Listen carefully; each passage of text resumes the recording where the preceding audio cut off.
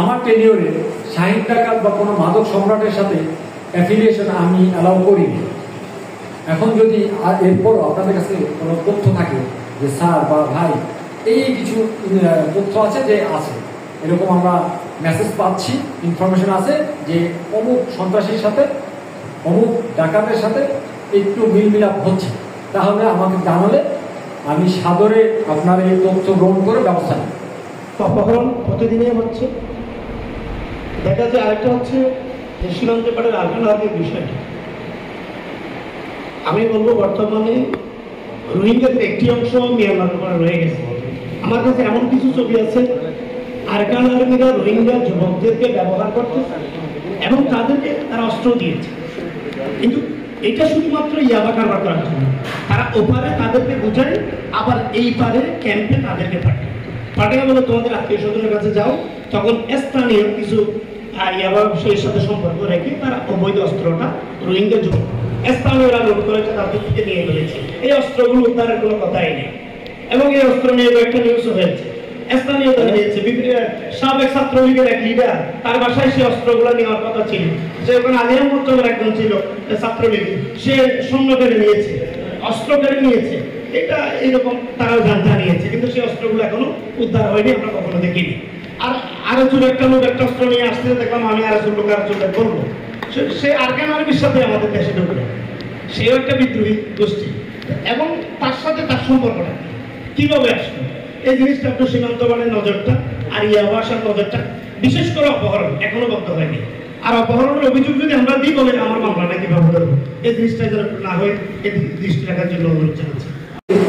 যে ওইরকম কোনো অপারেশন আপনারা উপলব্ধি করতে পেরেছেন কিনা গত কয়েক মাসে বা আমি আমার উপস্থিতি, তাইলে একটু আমাকে জানালে আমরা ওইভাবে সংশোধন করে নেব নিজেদেরকে। যে এরকম fake operation, contact operation, sir আমার মনে হচ্ছে অমুক সময় এই অপারেশনটা ফেক, তাইলে আমি নিজেকে অ্যানালাইসিস করবো, সোল সার্চিং করবো, বলবো হয়তো আমার অজান্তেও হতে পারে, তো তখন আমি ওইটা সংশোধন করে এটা যেন না হয় সেই ব্যবস্থা নেব।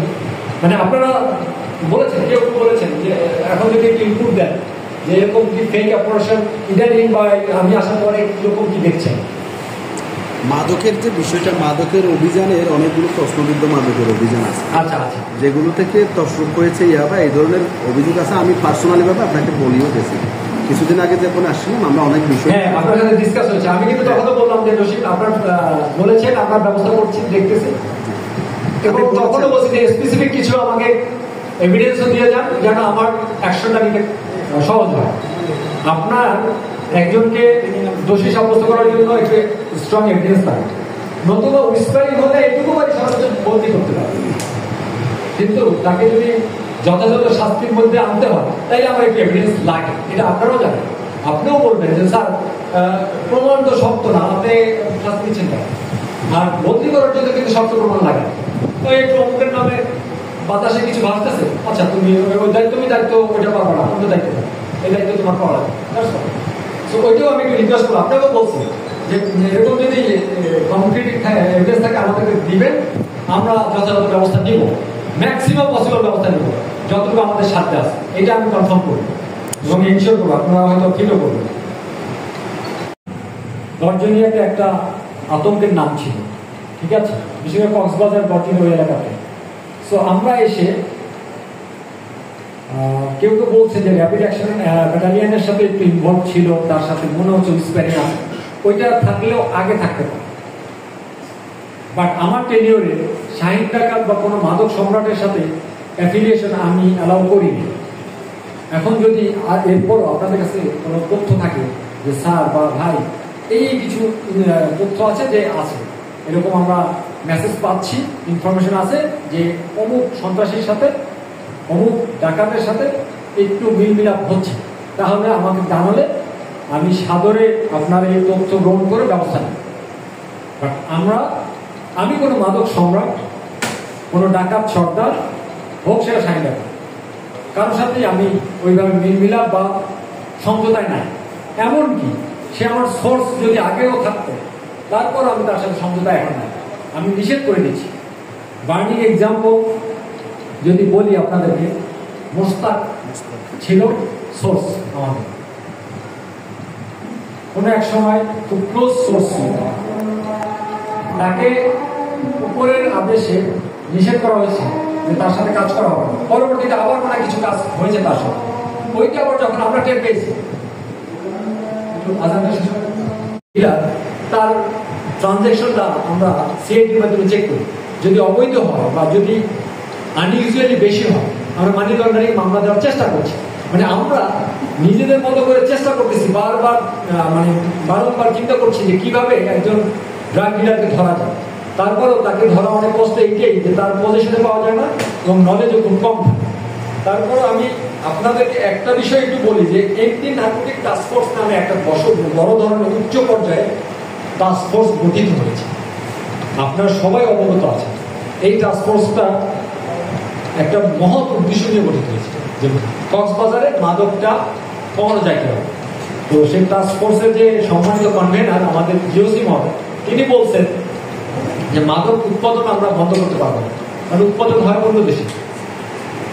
আবার কনজামশনটাও আমাদের এই কক্সবাজারবাসীর জন্য ডিফিকাল্ট, কারণ কনজামশনটা হয় হলো অন্য জায়গায়, এই কক্সবাজার হয় হলো ট্রান্সপোর্ট ট্রানজিট, ঠিক আছে।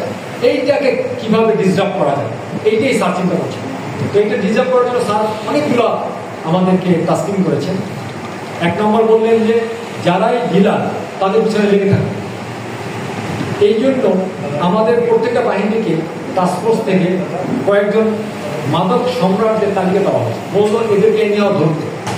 আমরা বললাম স্যার এদেরকে ধরবো, কারো আমি তো ওয়ারেন্ট বা ওয়ারেন্ট থাকলে জামিন আছে, কি করবো? বললো ধরো, পুলিশ দিল, পুলিশ কোনোভাবে তাকে একটু আটকানোর ব্যবস্থা করবে। এখন এইটা করছি, স্যারের উদ্দেশ্য খুবই ভালো, আমরাও চেষ্টা করছি ধরা।